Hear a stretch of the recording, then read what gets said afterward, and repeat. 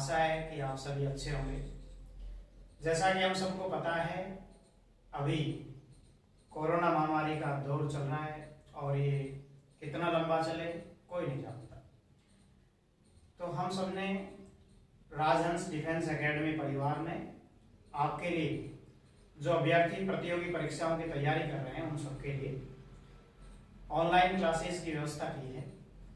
तो आप free of cost YouTube पे राजहंस डिफेंस एकेडमी चैनल को सब्सक्राइब करके आप प्रतिदिन प्रत्येक विषय की क्लास प्राप्त कर सकते हैं। आज हमारा टॉपिक रहेगा, जैसे कि आप सभी जानते हैं कि जीव विज्ञान, रसायन विज्ञान और भौतिक विज्ञान और पर्यावरण विज्ञान 4 शाखाओं को अपन सामान्य विज्ञान में पढ़ते हैं। तो आज अपन जीव विज्ञान के सब्जेक्ट से शुरुआत करेंगे। ये टॉपिक्स सभी प्रतियोगी परीक्षाओं के लिए इंपॉर्टेंट रहेंगे। बेसिक चीजें 0 लेवल से अपन चलेंगे और 100 तक पहुंचेंगे। आधार मजबूत करते हुए अपन चलेंगे और फिर आगे तक जाएंगे। तो आप रेगुलर जुड़े रहिए और चैनल अभी आप सब्सक्राइब करें। Thank you so much. तो we can our start off your class biology. जीव विज्ञान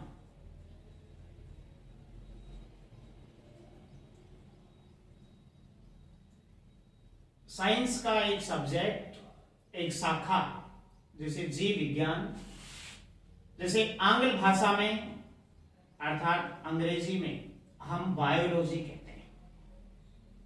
बायोलॉजी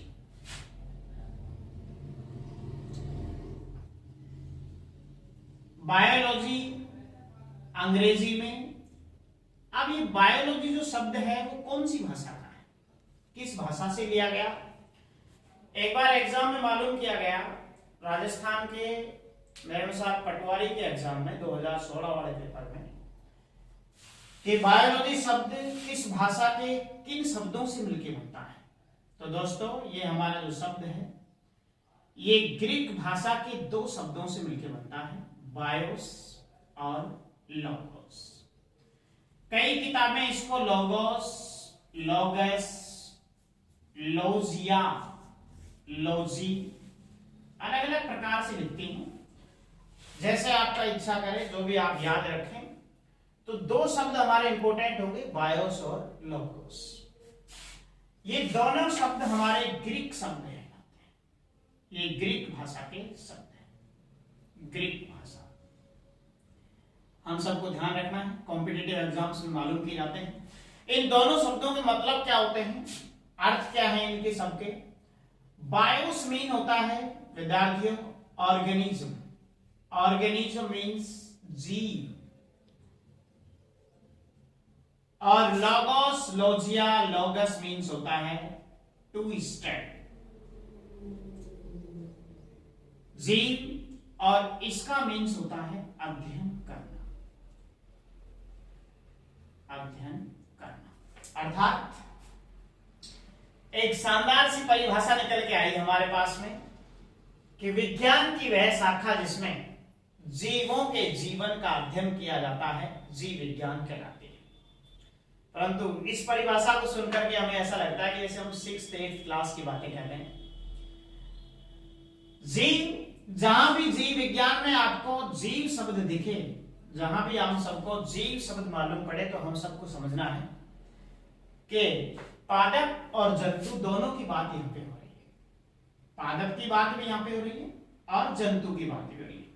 अर्थात प्लांट और animals are includes in organisms. पादप और जंतुओं को किसमें सम्मिलित किया जाता है? जीवों की श्रेणी में अपन जीव कहते हैं। जीव क्या है, जीव कितने प्रकार का होता है? तो सबसे पहले अपने को जानने की जरूरत है कि जो जीव है ये जीव क्या है। सर, जीव के बारे में अपन सीखें कि जीव एक ऐसी इकाई है, एक संरचनात्मक और कार्यात्मक एक ऐसी इकाई है जो कोशिका विभाजन के द्वारा संरचनात्मक एवं क्रियात्मक इकाई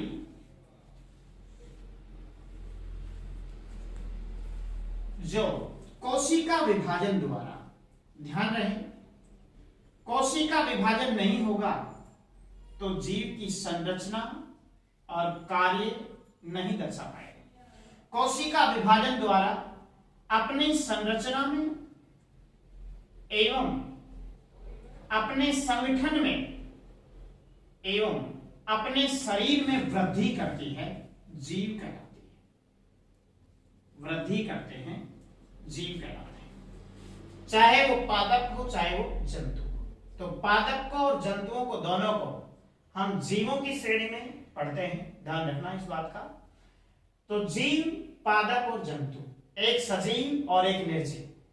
तो मृत पादप, मृत जंतु निर्जीव की श्रेणी में रखे गए और जीवित जंतु और जीवित पादपों को हम श्रेणी में रखते हैं सजीव की श्रेणी में।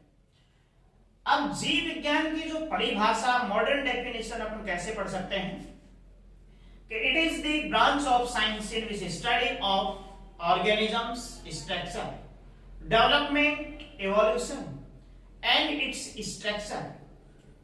स्ट्रक्चर में अपन कितने प्रकार से पढ़ते हैं? दो प्रकार से, एक तो आउटर मोस्ट और एक इनर मोस्ट, बाह्य और आंतरिक आकारिकी का अध्ययन करते हैं अपन किसी भी जीव की एक संरचना में। अर्थात आज से हम परिभाषा सीखेंगे कि किसी भी जीव की उसके जीवन में सबसे पहले उसकी होती है उत्पत्ति, और उत्पत्ति को प्यारे मित्रों अपन उद्भव भी कह सकते हैं। क्या कह सकते हैं बच्चों? उद्भव कह सकते हैं, उत्पत्ति या उद्भव। इसके बाद में इसकी संरचना कैसी है, बाह्य संरचना कैसी है, आंतरिक संरचना कैसी है, और फिर इसका विकास, ये पला बढ़ा कैसे है, सबसे पहले बना कैसे, पैदा कैसे हुआ, उसके बाद में उसकी संरचना, उसके बाद में इसका विकास, छोटे से बड़ा कैसे बना, कितने दिन जिया, कितने दिन इसका जीवन अवधि हुई, लाइफ स्पैन इसका कितने दिन का रहा। तो इन सब चीजों का अध्ययन हम किसमें करते हैं? जीव के जीवन में करते हैं।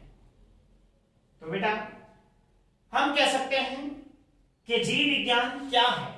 विज्ञान की वह शाखा जिसमें जीवों की उत्पत्ति या उद्भव, उनकी संरचना और उनके विकास का अध्ययन किया जाता है, जीव विज्ञान कहलाती है। क्या कहलाती है? जीव विज्ञान।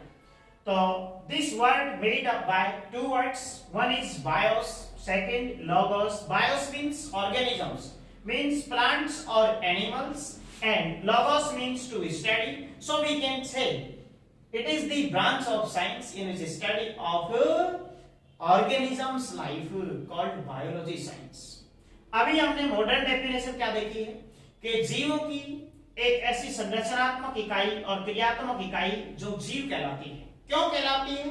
क्योंकि प्रत्येक जीव अपने अंदर पाए जाने वाले कोशिका में विभाजन करता है और विभाजन से उसकी संरचना और उसके संगठन में क्या होती है? वृद्धि होती है। उसे ही हम क्या कहते हैं? जीव कहते हैं। क्या कहते हैं विद्यार्थियों? जीव कहते हैं। तो जीवों के जीवन में अपन तीन बातों को विशेष अध्ययन करेंगे। अब अपन सबसे पहले चलते हैं, सबसे पहले हमारे जीव विज्ञान शब्द का प्रयोग। अब अपन ये देखने वाले हैं कि जीव विज्ञान शब्द सबसे पहले कब लिया गया, कब बताया गया, आया कहां से, किसने किया, क्या काम किया, ये सब चीजें अपन सीखने वाले हैं, एक एक चीज। तो आज की क्लास में हम इंट्रोडक्शन पढ़ रहे हैं। तो सबसे पहले हमारे एक साइंटिस्ट थे, सन 1736 की बात है, और जिनको आप बहुत अच्छे से जानते हो, कैरोलस लिनियस। एक साइंटिस्ट हुआ करते थे। कैरोलस लिनियस के बिना हमारी जीव विज्ञान अधूरी है। और कैरोलस लिनियस ने सबसे पहले अपना एक काम किया। काम कैसे सर? जैसे मान के चलो शिक्षक शिक्षा प्रदत्त करता है, विद्यार्थी अध्ययन करना अर्जन करता है शिक्षा को, है कि नहीं, मजदूर मजदूरी करता है। तो ऐसे ही वो कैरोलस लिनियस भी काम कर रहे थे और उस कार्य का नाम था बिबिलियोथेका बोटनिका। बड़ा ही शानदार नाम है, आप सभी अच्छे से ध्यान रख सकते हैं। बिबिलियोथेका बोटनिका। बिबिलियोथेका बोटनिका में सबसे पहले सन 1736 में हमारे इस जीव विज्ञान शब्द का प्रयोग कैरोलस लिनियस नामक वैज्ञानिक के द्वारा किया जाता है और बताते हैं कि भाई कोई ना कोई एक विज्ञान की शाखा है जिसे जीवों का अध्ययन होता है, उसे अपन जीव विज्ञान के नाम से बोल रहे हैं। तो सबसे पहले कैरोलस लिनियस ने, अब साहब उसके बाद में सन बीतते चले जाते हैं और 17 1779 आ जाता है। और एक साइंटिस्ट हमारे पास में 1766 सन 1766 में एक वैज्ञानिक और आ जाते हैं जिनका नाम होता है माइकल क्रिस्टोफ हेनॉक। इस वैज्ञानिक के द्वारा भी अपना एक कार्य किया गया और उस कार्य का नाम था, थोड़ा सा आपको नाम याद करने में कठिनाई हो सकती है, तो आपको याद तो करना ही है भाई एग्जाम की पेपर भी तो हम ही सबको पास करनी है। माइकल क्रिस्टोफ हेनॉक द्वारा कार्य किया गया जिसका नाम था विद्यार्थियों फिलोसॉफी नेचुरलिसी सीवी फिजिएसी टॉमस थर्ड, ये एक उसके कार्य का नाम था जिसमें दूसरे बार हमारे इस ब्रह्मांड पृथ्वी के ऊपर सेकंड टाइम हमारे जीव विज्ञान शब्द का प्रयोग होता है। अब इसके बाद में जैसे जैसे और साल बीत जाते हैं 1779 में एक साइंटिस्ट आ जाते हैं हमारे पास में जिनका नाम था थियोडोर जॉर्ज ऑगस्ट। क्या नाम था, एक बार दोबारा से हम रिपीट करेंगे, थियोडोर जॉर्ज ऑगस्ट। इन्होंने अपनी सबसे पहले पुस्तक लिखी और उस पुस्तक के अंदर जीव विज्ञान का प्रयोग होता है, शब्द का प्रयोग होता है, और जिस पुस्तक का नाम था बेटा गुरुंडजुजे डर लहरे वंडर लेवेंसक्राफ्ट। इस किताब में सबसे पहले थियोडोर जॉर्ज ऑगस्ट नामक वैज्ञानिक ने हमारे जीव विज्ञान शब्द का प्रयोग किया और ये बताया तीनों वैज्ञानिकों ने कि कोई ना कोई साइंस की एक ब्रांच है जिसमें जीवों का अध्ययन होता है, उसे अपन जीव विज्ञान कहते हैं। और जीवों का अध्ययन कितने प्रकार से, भूलना नहीं है बिल्कुल भी, उसकी उत्पत्ति कैसे हुई, उसका उद्भव कैसे हुआ, उसकी संरचना कैसी है और उसका विकास कैसे हुआ। आज हम सब इतने बड़े बन के बैठे हुए हैं, आपको आगे की क्लास में नेक्स्ट वीडियो में एम्ब्रियोलॉजी में पढ़ाया जाएगा, समझाया जाएगा, कंप्लीटली हम अध्ययन करेंगे, चर्चा करेंगे मानव के बारे में। अब एक नए साइंटिस्ट आ जाते हैं और हम सब मानव योनि में आते हैं, यानी कि मानव से योनि के प्राणी हैं हम सब। मानव का आप सभी को पता है, वैज्ञानिक भाषा में अपन नाम बोले तो होता है क्या, होमो सेपियंस। तो मानव बोले, होमो सेपियंस बोले, ह्यूमन बोले तो एक ही बात होती है, ये आपको ध्यान रखना है। इसके बाद में मानव के बारे में, और मानव सबसे पहले किसने बताया, मानव के बारे में किसने अध्ययन किया, कितने प्रकार से अध्ययन किया, आज अपन ये चीजें सीखेंगे। सबसे पहले होमो सेपियंस के बारे में वैज्ञानिक थे हमारे पास में बुर्डेज, बिल्कुल ध्यान रखना है। सबसे पहले मानव के बारे में वैज्ञानिक थे हमारे पास में बुर्डेज, और उन्होंने तीन बात बताई बेटा, एक बताई करता है, एक रखता है और एक समझता है। अब अपने दिमाग में एक चीज चल रही होगी कि गुरुजी क्या करते हैं हम, क्या रखते हैं, क्या समझते हैं, ये सब चीजें कैसा है। सबसे पहले बुर्डेज ने बताया, मानव की तीन बातें बताई। कितनी बातें बताई? तीन। करता है, रखता है और समझता है। अभी नेक्स्ट वीडियो में अपन ब्रांचेज ऑफ बायोलॉजी की शाखाओं के बारे में पढ़ेंगे, अपन सारी शाखाएं देखेंगे, एक एक पढ़ाया जाएगा, बताया जाएगा आपको वीडियो में। करता है को जीव विज्ञान की भाषा में यानी कि क्रिया विज्ञान, मानव शरीर क्रिया विज्ञान। देखो सर आपका क्वेश्चन रहेगा कि मानव ही कोई क्रिया करता है क्या? नहीं बेटा, पादप भी क्रिया करते हैं जिनको अपन पादप शरीर की क्रिया विज्ञान, और अभी अपन मानव का अध्ययन कर रहे हैं। बुर्डेज ने मानव के अध्ययन के बारे में तीन बातें बताई। तो मानव शरीर क्रिया विज्ञान, दूसरी बताई किसने?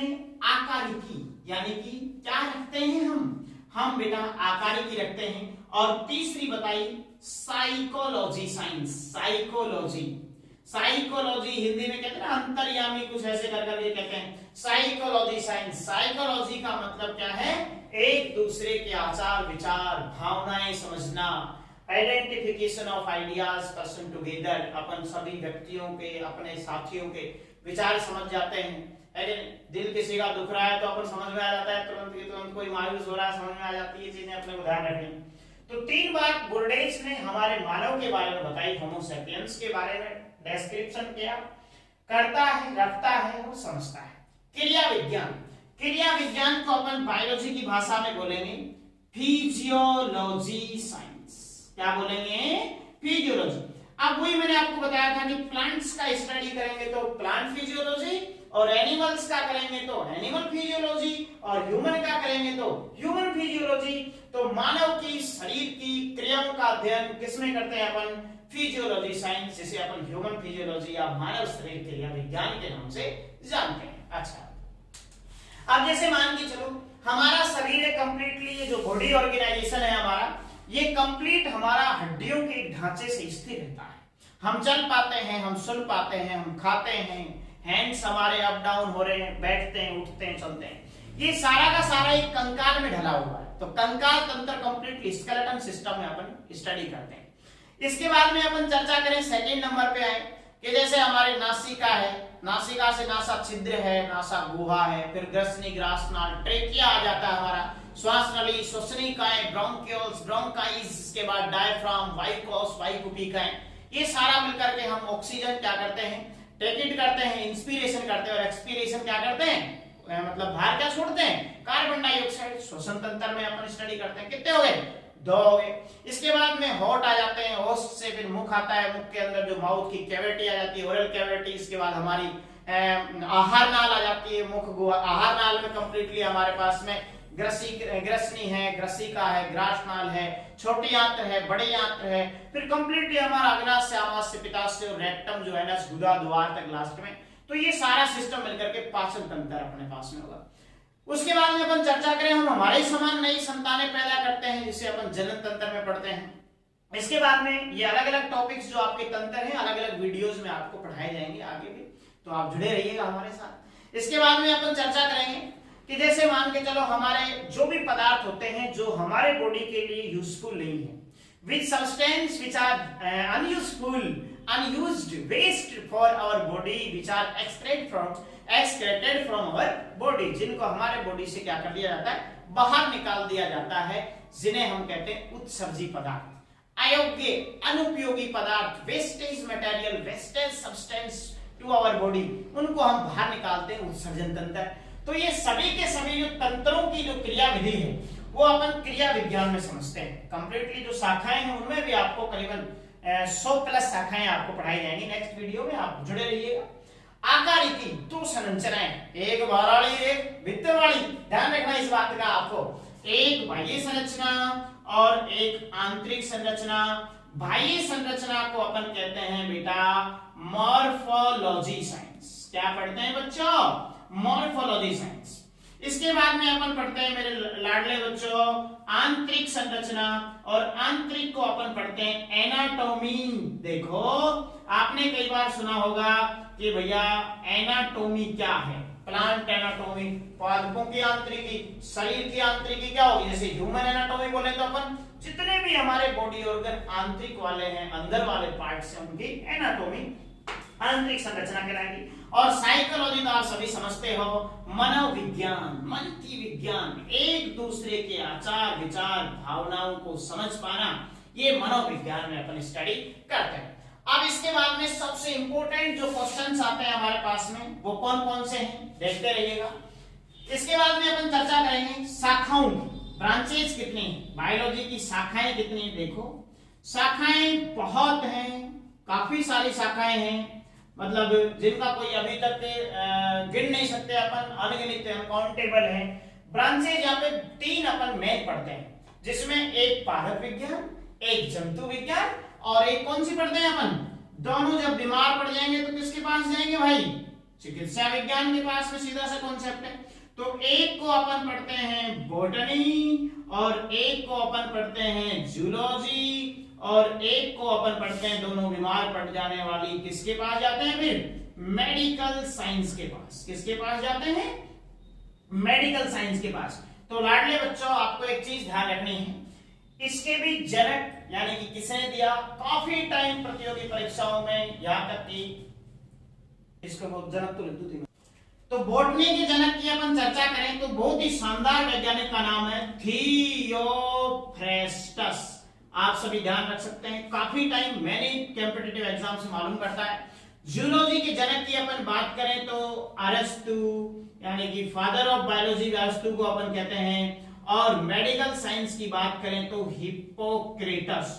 जितनी भी शिक्षा पद्धति, जितना भी सारा कुछ हमारे इस वर्ल्ड में, संसार में चल रहा है अभी, जितने भी मेडिकल साइंस के बारे में जितना भी चल रहा है वो हिप्पोक्रेटस ने दी हुई है। अपन अभी आगे की वीडियो में चर्चा करेंगे चरक कौन है, सुश्रुत कौन है, कौन क्या है, भारतीय वैज्ञानिक कौन थे, ऑल ओवर वर्ल्ड पे किसने किया। अभी फादर और मदर की भी बात करने वाले हैं अपन जीव विज्ञान की। तो एक बार आप सभी इसका स्क्रीनशॉट ले लो और फिर अपन नेक्स्ट चलते हैं। तो बच्चों 3 शाखाएं हमने आपको बताई अभी, जैसे एक हमारी थी बॉटनी, एक हमारा है जूलॉजी, एक हमारे पास में है जब दोनों बीमार पड़ जाएंगे तो किसके पास जाएंगे भाई, मेडिकल साइंस के पास। तो बेटा इन तीनों के जनक अभी अपन ने सीख चुके हैं। इसके बाद में अपन चर्चा करेंगे फादर ऑफ बायोलॉजी, जीव विज्ञान का पितामह, जीव विज्ञान का पितामह। तो आप सभी को बिल्कुल ध्यान रखना है, कभी नहीं भूलना, काफी सारे एग्जाम्स में आता है। अरस्तु जीव विज्ञान के पितामह है। और इसके बाद में अपन बात करें मदर, अब मदर की बात कर ले हैं, यानी कि माता, मदर ऑफ बायोलॉजी जिनको कहते हैं अपन, मदर ऑफ बायोलॉजी। ये बिल्कुल आपको ध्यान रखना है, ये लगभग टीचर्स नहीं पढ़ाते हैं, तो आपको ये भी ध्यान रखना है। मदर ऑफ बायोलॉजी का नाम जो आपको यहां पे मैं लिख दे रहा हूं,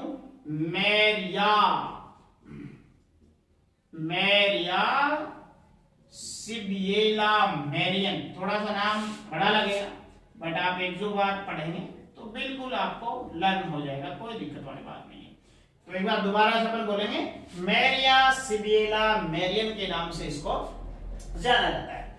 अब नेक्स्ट वीडियो में अपन देखेंगे, यहां तक का जीव विज्ञान का परिचय था, एक छोटा सा परिचय था जो कि जनरल साइंस पे भी, और अभी आपके 12th स्तर पर जो अपन पढ़ते हैं जीव विज्ञान का परिचय अपन ने देखा है। तो नेक्स्ट वीडियो में आप बने रहिए।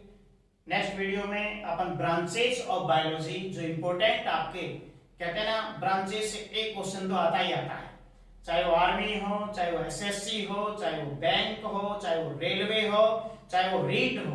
रीट में भी एक क्वेश्चन बायोलॉजी की शाखा से मिलता है, आप अच्छे से ध्यान रख सकते हैं। Thank you so much, thanks for watching.